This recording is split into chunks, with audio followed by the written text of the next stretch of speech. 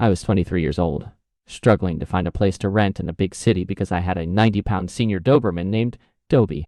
Dobie was mostly in good health, but he got into some salsa once and made a mess that my last roommates were not happy about.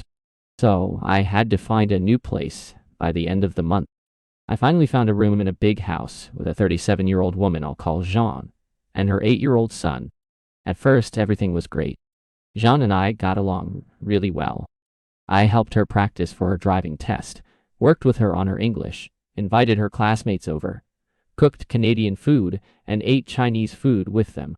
I even helped her find more tenants for the spare rooms. I did all of that because I genuinely wanted to help, not because I expected anything in return.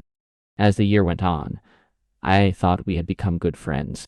Then one night I came home, drunk after visiting a friend, and that's when she made her move.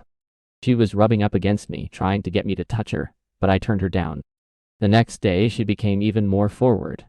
While I was in the kitchen, she grabbed me, got very close, and started feeling my groin under the guise of playful flirting. I felt uncomfortable and honestly a little scared, so I drove to my parents' place for the weekend and tried to smooth things over through text. Things seemed to calm down after that. When I returned, she started making advances again.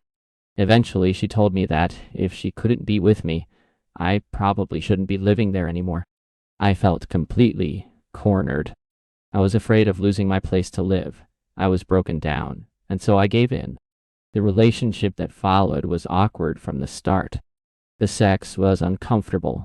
I was inexperienced. I never really wanted it, and prior to this I had only been with someone once in my entire life. I tried to find a silver lining, telling myself maybe this would help me be less uptight about that kind of thing. Jean lowered my rent from $900 a month down to $200, but she also moved me into the small bedroom right next to hers.